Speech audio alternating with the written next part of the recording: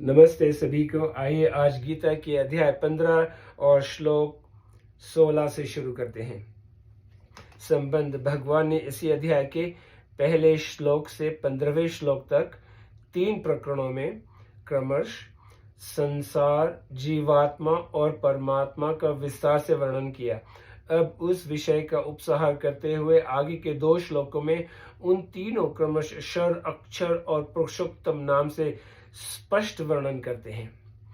ये श्लोक 26 द्वाविमौ पुरुषौ लोके क्षर शुचाक्षर एवच क्षर सर्वाणि भूतानि कुटस्थोक्षर उच्यते।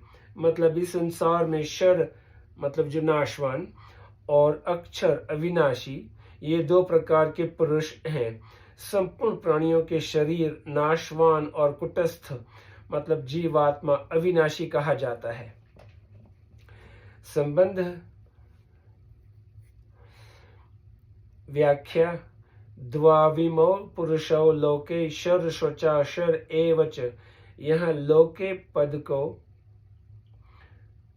संपूर्ण संसार का वाचक समझना चाहिए।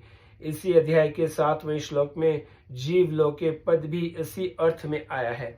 इस जगत में 2 विभाग जानने में आते हैं, शरीर आदि नाशवान पदार्थ और अविनाशी जीवात्मा। जैसे विचार करने से स्पष्ट प्रतीत होता है कि एक तो प्रत्यक्ष दिखने वाला शरीर है और एक उसमें रहने वाला जीवात्मा है। जीवात्मा के रहने से ही प्राण कार्य करते हैं और शरीर का संचालन होता है। जीवात्मा के साथ प्राणों के निकलते ही शरीर का संचालन बंद हो जाता है और शरीर सड़ने लगता है। लोग उस शरीर को जला देते हैं, कारण कि महत्व नाशवान शरीर का नहीं, प्रत्युत उसमें रहने वाले अविनाशी जीवात्मा का है। पंच महाभूतों मतलब आकाश, वायु, अग्नि, जल और पृथ्वी। पंच महाभूतों से बने हुए शरीर आदि जितने पदार्थ हैं वे सभी जड़ और नाशवान हैं। प्राणियों के स्थूल शरीर स्थूल समष्टि जगत के साथ एक है। 10 इंद्रियों, 5 प्राण, मन और बुद्धि, इन 17 तत्वों से युक्त सूक्ष्म शरीर सूक्ष्म समष्टि जगत के साथ एक है। और कारण शरीर मतलब स्वभाव, कर्म, संस्कार और अज्ञान कारण समष्टि जगत के साथ एक है। ये सब शरणशील होने के कारण क्षर नाम से कहे गए हैं। वास्तव में व्यष्टि नाम से कोई वस्तु है ही नहीं। केवल समष्टि संसार के थोड़े अंश की वस्तु को अपनी मानने के कारण उसको व्यष्टि कह देते हैं। संसार के साथ शरीर आदि वस्तुओं की भिन्नता केवल मानी हुई है, वास्तव में है नहीं। मात्र पदार्थ और क्रियाएं प्रकृति की ही हैं। पदार्थों और क्रियाओं को संसार का मानना कर्म योग, प्रकृति का मानना ज्ञान योग और भगवान का मानना भक्ति योग है। इनको चाहे जिसका माने, पर ये अपने नहीं हैं, ये तो मानना ही पड़ेगा। इसीलिए स्थूल, सूक्ष्म और कारण शरीर की समस्त क्रियाएं क्रमश स्थूल, सूक्ष्म और कारण समष्टि के संसार के हित के लिए ही करनी है, अपने लिए नहीं। जिस तत्व का कभी विनाश नहीं होता, जो सदा निर्विकार रहता है, उस जीवात्मा का वाचक यहाँ अक्षर पद है। प्रकृति जड़ है और जीवात्मा चेतन है। गीता में क्षर, अक्षर और पुरुषोत्तम इन तीनों का एक साथ वर्णन भिन्न भिन्न नामों से इस प्रकार हुआ है। क्षर अपरा प्रकृति, अधिभूत, कर्म, क्षेत्र, महद ब्रह्म, योनि। और अक्षर परा प्रकृति, अध्यात्म, अधिदैव, क्षेत्रज्ञ, गर्भ, बीज। और पुरुषोत्तम अहम ब्रह्मा अधियज्ञ माम अहम पिता। इसी अध्याय के 30वें श्लोक में भगवान ने जिसका छेदन करने के लिए कहा था उस संसार को यहाँ शर पद से, और 7वें श्लोक में भगवान ने जिसको अपना अंश बताया था उस जीवात्मा को यहाँ अक्षर पद से कहा गया है। यहाँ आय, शर, अक्षर और पुरुषोत्तम शब्द क्रमशः पुल्लिंग, स्त्रीलिंग और नपुंसकलिंग है। इससे ये समझना चाहिए कि प्रकृति, जीवात्मा और परमात्मा न तो स्त्री है, न पुरुष है और न ही नपुंसक है। वास्तव में लिंग भी शब्द की दृष्टि से है, तत्व से कोई लिंग नहीं है। गीता में शर, अक्षर और पुरुषोत्तम का वर्णन तीनों लिंगों में मिलता है। उदाहरणार्थ शर अपरा महद ब्रह्मा, अक्षर जैसे जीवभूत, जीवभूताम अध्यात्म, पुरुषोत्तम जैसे भर्ता, गति, शरणम। शर और अक्षर दोनों से उत्तम पुरुषोत्तम नाम की सिद्धि के लिए यहाँ भगवान ने शर और अक्षर दोनों को पुरुष नाम से कहा है। शर सर्वाणी भूतानि। इसी अध्याय के आरंभ में जिस संसार वृक्ष का स्वरूप बताकर उसका छेदन करने की प्रेरणा की गई थी, उसी संसार वृक्ष को यहाँ शर नाम से कहा गया है। यह भूतानी पद प्राणियों के स्थूल, सूक्ष्म और कारण शरीर का ही वाचक समझना चाहिए, कारण कि यहाँ भूतों को नाशवान बताया गया है।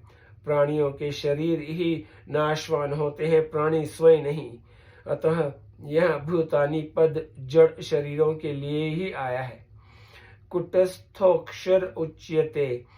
इसी अध्याय के 7वें श्लोक में भगवान ने जिसको अपना सनातन अंश बताया है उसी जीवात्मा को यहाँ अक्षर नाम से कहा गया है।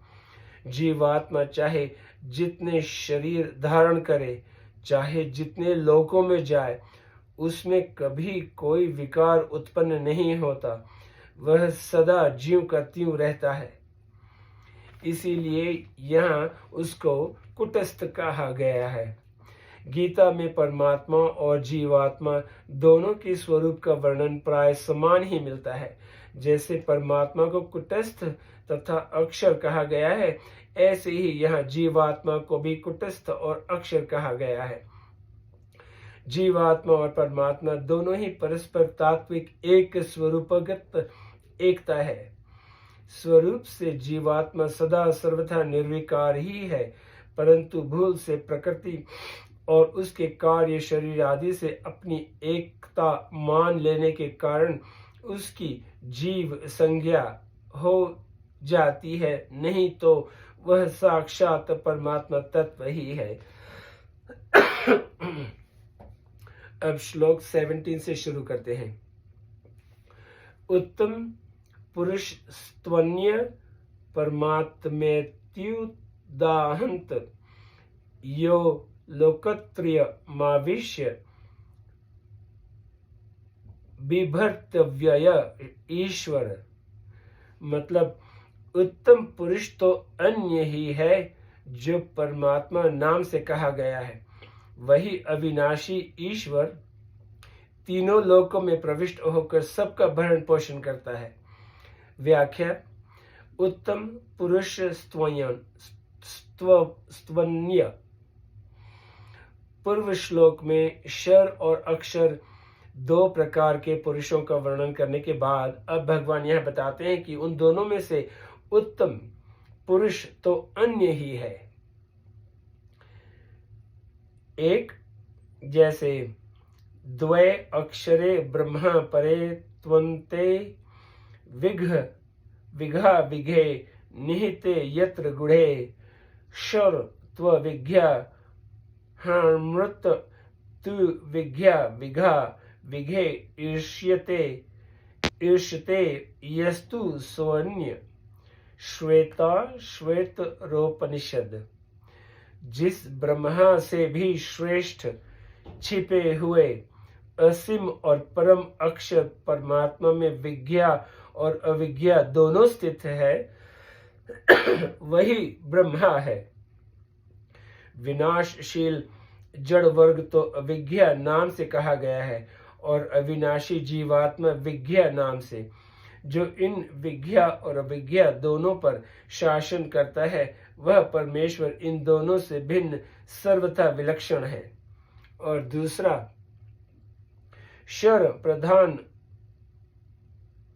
मृताक्षर हर शरात माना विश्वते देव एक, श्वेता श्वेतरोपनिषद। प्रकृति तो विनाशशील है और इसे भोगने वाला जीवात्मा अमृत स्वरूप अविनाशी है। इन दोनों शर और अक्षर को एक ईश्वर अपने शासन में रखता है।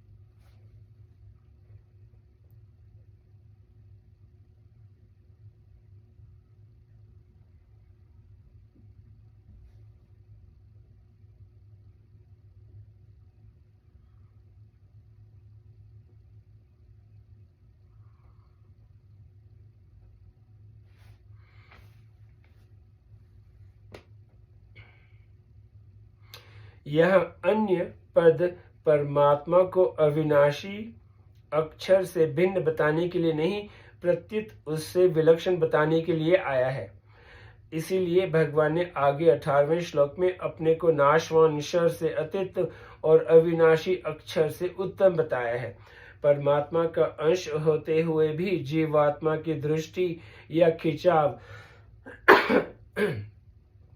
नाशवान शर की ओर हो रहा है, इसीलिए यह भगवान को उससे विलक्षण बताया गया है। परमात्मेत्युदाहंत उस उत्तम पुरुष को ही परमात्मा नाम से कहा जाता है। परमात्मा शब्द निर्गुण वाचक माना जाता है, निर्गुण का, जिसका अर्थ है परम मतलब श्रेष्ठ आत्मा अथवा संपूर्ण जीवों की आत्मा। इस श्लोक में परमात्मा और ईश्वर दोनों शब्द आए हैं, जिसका तात्पर्य है कि निर्गुण और सगुण सब एक पुरुषोत्तम ही है। यो लोकत्रिय माविष्य बिभर्त्य व्यय ईश्वर, वह उत्तम पुरुष तीनों लोकों में अर्थात सर्वत्र समान रूप से नित्य व्याप्त है। यहाँ बिभर्ती पद का तात्पर्य यह है कि वास्तव में परमात्मा ही संपूर्ण प्राणियों का भरण पोषण करते हैं, पर जीवात्मा संसार से अपना संबंध मान लेने के कारण भूल से सांसारिक व्यक्तियों आदि को अपना मानकर उनके भरण पोषण आदि का भार अपने ऊपर ले लेता है। इससे वह व्यर्थ ही दुख पाता रहता है। भरण पोषण की बात भक्ति मार्ग में ही आ सकती है, ज्ञान मार्ग में नहीं, कारण कि भक्ति मार्ग में जीव और परमात्मा में भिन्नता मानी जाती है। इसीलिए इस प्रकरण को भक्ति का ही मानना चाहिए। भगवान को अव्यय कहने का तात्पर्य है कि संपूर्ण लोगों का भरण पोषण करते रहने पर भी भगवान का कोई व्यय मतलब खर्चा नहीं होता, अर्थात उनमें किसी तरह की कृष्ण मात्र भी कमी नहीं आती, वे सदा ज्यों के त्यों रहते हैं। ईश्वर शब्द सगुण का वाचक माना जाता है, जिसका अर्थ है शासन करने वाला। मार्मिक बात, यद्यपि माता पिता बालक का पालन पोषण किया करते हैं, तथापि बालक को इस बात का ज्ञान नहीं होता कि मेरा पालन पोषण कौन करता रहता है, कैसे करता है, किस लिए करता है। इसी तरह यद्यपि भगवान मात्र प्राणियों का पालन पोषण करते हैं, तथापि अज्ञानी मनुष्य को इस बात का पता ही नहीं लगता कि मेरा पालन पोषण कौन करता है। भगवान का शरणागत भक्त ही इस बात को ठीक तरह से जानता है कि एक भगवान ही सबका सम्यक प्रकार से पालन पोषण कर रहे हैं। पालन पोषण करने में भगवान किसी के साथ कोई पक्षपात नहीं करते। वे भक्त, अभक्त, पापी, पुण्यात्मा, आस्तिक, नास्तिक आदि सभी का समान रूप से पालन पोषण करते हैं। प्रत्यक्ष दिखने में आता है कि भगवान द्वारा रचित सृष्टि में सूर्य सबको समान रूप से प्रकाश देता है, पृथ्वी सबको समान रूप से धारण करती है, वैष्णवर अग्नि सबके अन्न को समान रूप से पचाती है, वायु सबको श्वास लेने के लिए समान रूप से प्राप्त होती है, अन्न जल सबको समान रूप से तृप्त करते हैं, इत्यादि। आज यहीं पे समाप्त करते हैं, फिर कल श्लोक 18 से शुरू करेंगे। आपके बहुत बहुत शुक्रिया। नमस्ते।